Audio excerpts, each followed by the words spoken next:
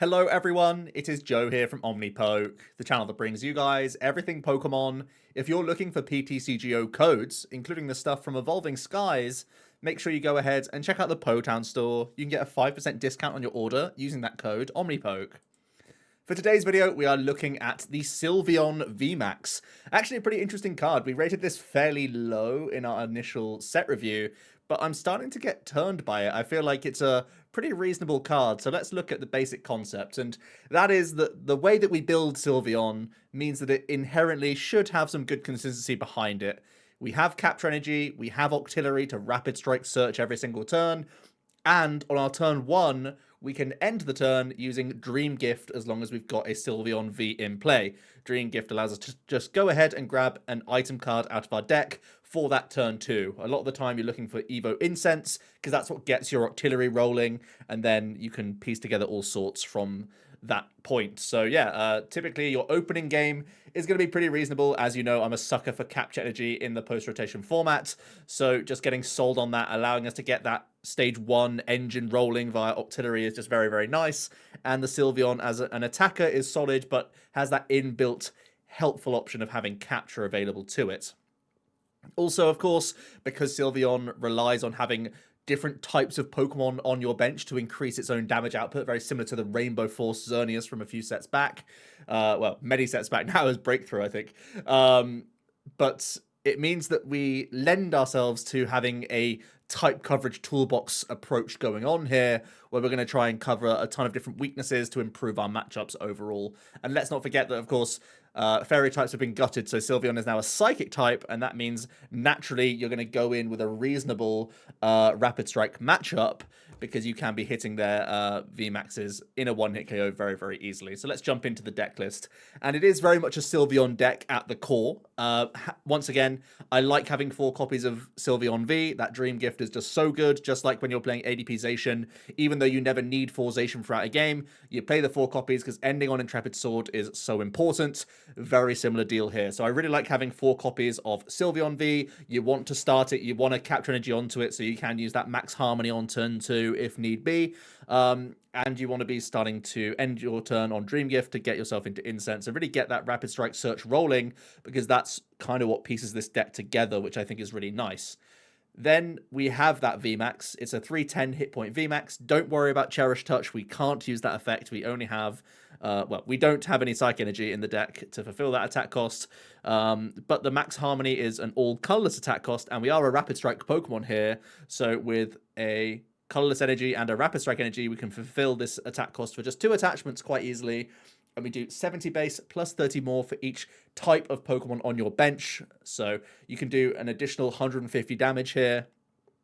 So really just a decent 2-shot, oftentimes getting over the line on VMAXs. If you do fill out that board, you can one-hit KO a lot of evolving V Pokemon. So yeah, it's a reasonable amount of damage. It's not like blowing me away or anything like that, but it's a solid baseline, 2-shotting the VMAXs, able to one-shot some of the evolving Vs. It ticks a number of boxes here, which is kind of nice. The one thing I will say is that it's quite particular in how you're trying to get towards this, because you need to get multiple of your 2-off copies that you can see here into play to actually fulfill, you know, that maximum damage output. So something to bear in mind, but just leaning into a psychic type Pokemon that can dish out good damage is already a good baseline for us. Then we have a 2/2 count of Blaziken VMAX. Blaziken is a really, really solid partner, actually, for the Sylveon. As you can see, Sylveon is weak to metal. That is a pretty awkward weakness to have when we know that Zacian is going to be a very strong archetype. We're expecting Zacian Inteleon to be one of the front runners, so having Blaziken as an easy 1-energy attachment, you know, of Rapid Strike energy, KO these Zacians is going to be a really nice option for you here. At the same time, it allows you to attach additional energies from your discard pile onto your Sylveons, onto your Moltres, to make sure that you have backup attacking options for the future turns. So it's not a high threshold of damage, the Blaziken here, but it gives you good type coverage, and it also, well, it covers the Sylveon in general. And it gives you those extra attachments just in general matchups where you can go for, you know, a turn 2 Blaziken attack to power up the Sylveon for a max harmony the following turn. If, for example, you didn't get enough Pokemon types out into play by that turn 2, you can go for the slower approach with a Blaziken and then push towards the max harmony later. So the Blaziken actually does help us maintain those 2 shots and not worry about the 3 energy attack cost that the Sylveon has. You can make it, in theory, like a much cheaper, a much less of an issue in general. Then the 2 to Octillery, I've already praised it quite a lot. It's something that you will be capturing out early, the Remoraid, and you will be dream gifting for Evo Incense in most instances, because then you can, you know, if the Remoraid isn't KO'd, you can go for the Octillery, then you can start Rapid Strike searching. That then gets you Rapid Strike energy, it then gets you all of these basics and evolutions out of your deck as well, so you can really react to your hand quite nicely, and it can even get us some supporters in here because we are playing Korrina's Focus. So really, it's a great all-rounder. It's a water type coverage for the Sylveon, so that's always nice. Then the other type coverages we have is Grass and Dark. So Galarian Moltres V, obviously an attacking presence. We've seen how strong it is in the format currently, and this gives us another string to our bow in terms of type coverage. The Dire Flame Wings can power itself up, so you can get into the, what's it called, Brave... I was going to say Brave Blade, but that's definitely not right. I can't remember the attack of the Moltres. I've covered it up with the number here. Aura Burn? Something like that, yeah. But anyway, it's here to one-hit KO Shadow Riders. So here we're trying to hit Zacian for weakness, Shadow Rider for weakness, Rapid Strike Urshifu for weakness. That is some key Pokemon in the game that we can be taking advantage of via our type coverage. One thing I will say about the Galarian Moltres is that we have far less options to get those Dark Energies into the discard pile early on when you don't have Radiant anymore. So it does feel a little bit slower, but I still feel like it's probably our best option to have against Shadow Rider. I think typically, even though you play 2 copies, you really look to get one of them developed just by how the flow of the game goes, unless you get very lucky with researching away like double Dark Energy early on, something like that. So yeah, we play a couple copies. It's going to be our Dark type slot in general to increase our max harmony damage output, but it becomes a great backup plan and can again help skew that prize trade as a 2 prize attacking option at some points in the game, but is in general here for the Shadow Rider matchup. And then finally, Kricketune V. Because we've committed our Dark type to Moltres, we then can no longer really play Crobat as easily. Like, you could still play one Crobat if you really wanted to. It's just harder to wiggle it into play when you're trying to make the most out of your max harmony damage output. So instead, we're going to use our Grass slot as our sort of pseudo-draw option. Now, we already have Rapid Strike Search for a lot of these key pieces, but Kricketune gives us those extra little bits and bobs here and there. When you're switching in and out of your Pokemon, we already have a couple switch outs in here. We have Air Balloon, that sort of thing. When Pokemon are knocked out, you can just go into him in the active, give us a few extra cards here and there, especially to defend against Marnie, which I think is going to be an important card in the format to protect against. So yeah, bit of an awkward package here. We don't play any Crobats, which is a little bit concerning, especially in the opening turns. You don't have that fallback of Quick Ball getting you a ton of cards. But in general, we have consistency from the Sylveon. We have hopefully Octillery online by turn 2 in a good amount of instances. And the exciting stage is that little bit of help throughout the game to continue drawing a few cards here and there for free. Onto the trainers then. Really, we are playing just the standard stuff in terms of the switch outs. So we're playing 2 Switch and 2 Air Balloon, all synergizing alongside that Kricketune. We're playing Tower of Waters. It can turn off Path, which I think is important for your Moltres activations and your Kricketune to an extent as well, but it's also additional switch outs that is searchable via Octillery, which is a really nice, like, all-in-one sort of option. So a nice couple copies of Tower here, and just having a Stadium Bounce in general is solid. We're having 4 Quick Ball, 4 Incense. I've already said that we will be gifting into Incense quite a lot if it's not already in our hand, because it's such an important card. Even when it is in hand, sometimes you'll still be gifting for a second copy of Incense, because going for Octillery and going for your whichever VMAX you prefer then opens up Octillery to just find something that isn't a Pokemon. It opens up the door for grabbing Korrina's Focus or grabbing Rapid Strike Energy, these sorts of things. So yeah, really, really solid card. You want to maximize copies of this because you're looking to get double stage 1s up by turn 2, which is nice. Then we play 1 Ribbon Badge. It's one of the sort of, in air quotes, selling points of Sylveon. I've said that the type coverage is one of the main selling points. Another option is trying to undo a prize card of work from your opponent by attaching a Ribbon Badge onto your Sylveon VMAX or even onto a V, because it reduces the amount of prize cards your opponent takes when they score a knockout. So that huge amount of damage they have to get through one Sylveon VMAX can be undone, and you can really skew with their prize trade quite easily here. If you've offered them up a Blaziken early on or something like that, they've gone through that as their 3-prizer, then they've set up a lot of damage onto your next Sylveon VMAX. Suddenly you attach the ribbon badge, and they're pretty upset because their whole game plan is changed based on this ribbon badge being attached. And if they don't have tool removal on the exact turn, then their win conditions, they could be out of win conditions. They at least have to play for another turn, and they can't play around that in any other way. So, yeah, I think going to be really important. Of course, this is only damage from attacks. This isn't just damage in general, so Inteleon can potentially get around this. It's not a be-all and end-all card. I don't want to lean into this too much, especially then we become reliant on the card, and then we do start getting hurt by tool removal from other people's decks. But what I will say is, if your hand is already solid, like if you already have Incense and Octillery in hand, or Incense and Sylveon, these sorts of things by turn 2, the sort of, in air quotes, greedy Dream Gift option, if your hand is very, very strong, would be a ribbon badge, I think, in a lot of these situations, because it can really put pressure on the opponent and may force them to ignore Sylveon and go around it, and then you're just able to load it up and get smacking with it. So yeah, all round it can skew that prize race with no downside, which is really nice, essentially. And even though it's that one copy, because we have Dream Gift that we can use to tutor in sort of greedy situations, I feel like it's a solid include for sure. You could go up on the ribbon badge, just sort of depends on how the meta falls in terms of tool removal and that sort of thing.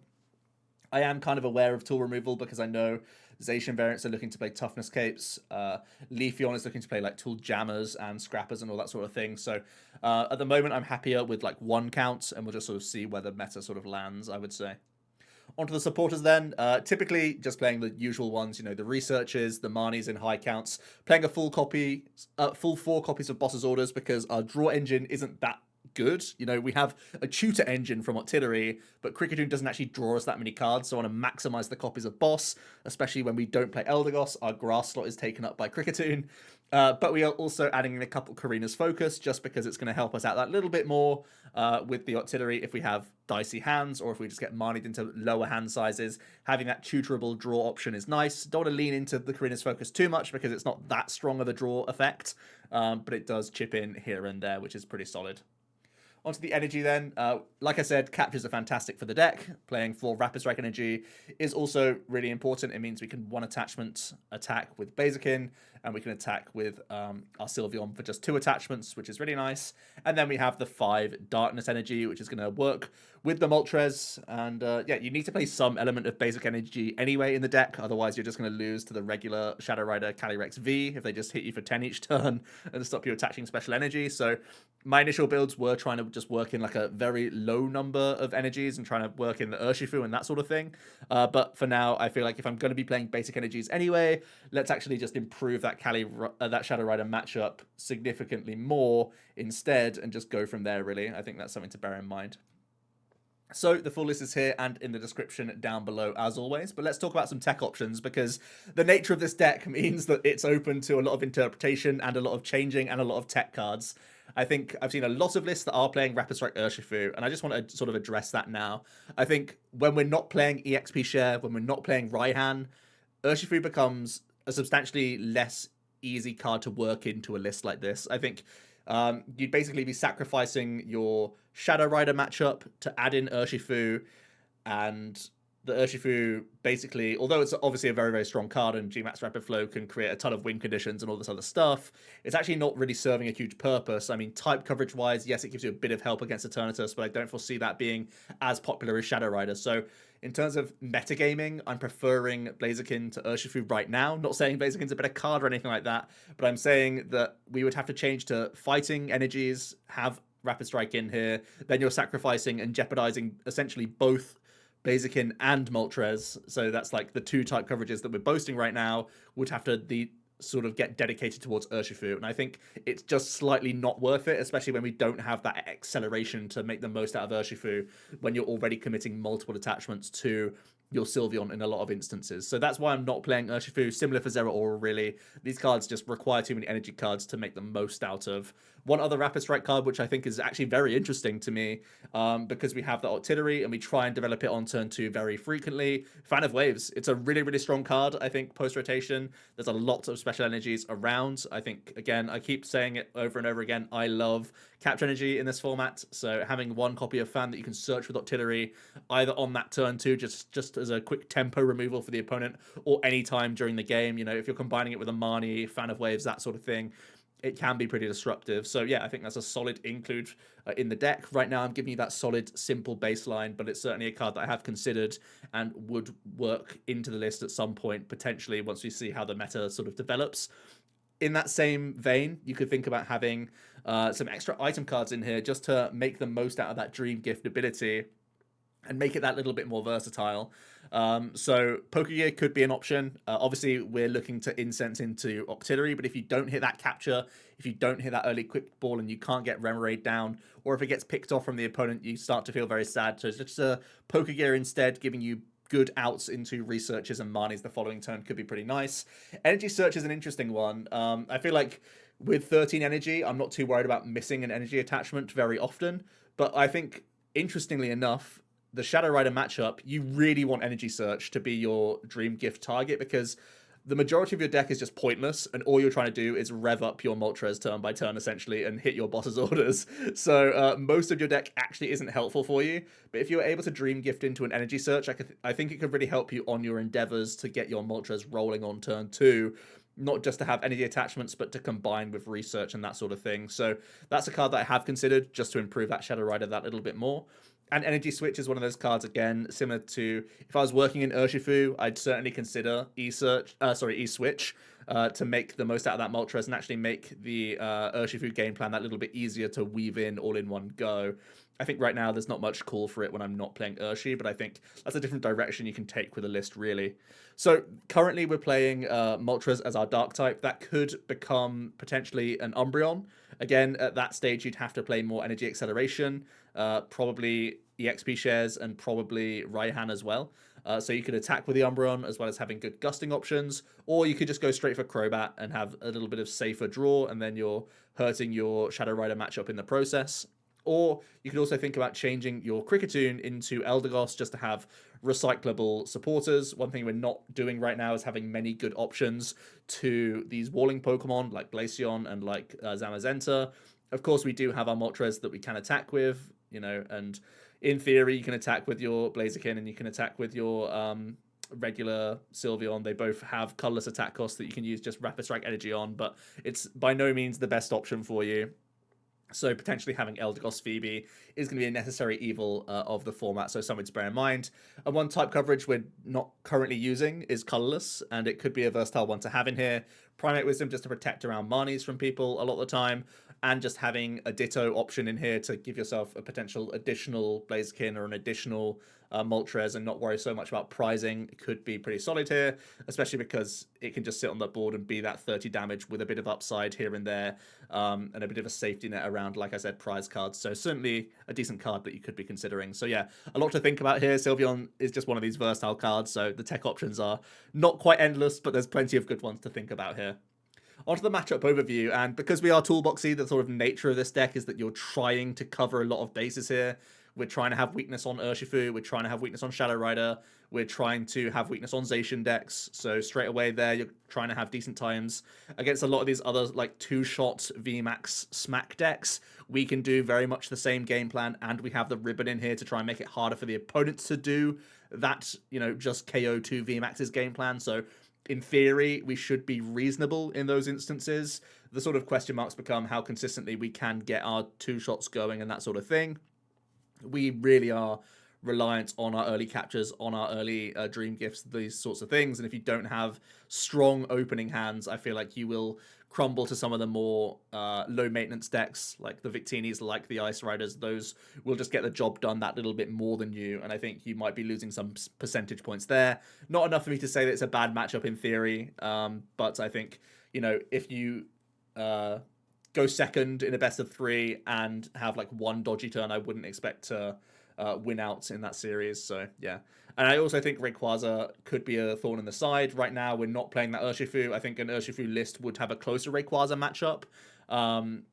But again, Rayquaza is very similar to the Sylveon deck, where you both desire very good starting hands anyway, just to get rolling, where you need to have a ton of ball search and get into all of your Mareeps and Flaffies and that sort of thing, and you want to get double Ray developed in every game, pretty much turn 2, if you can.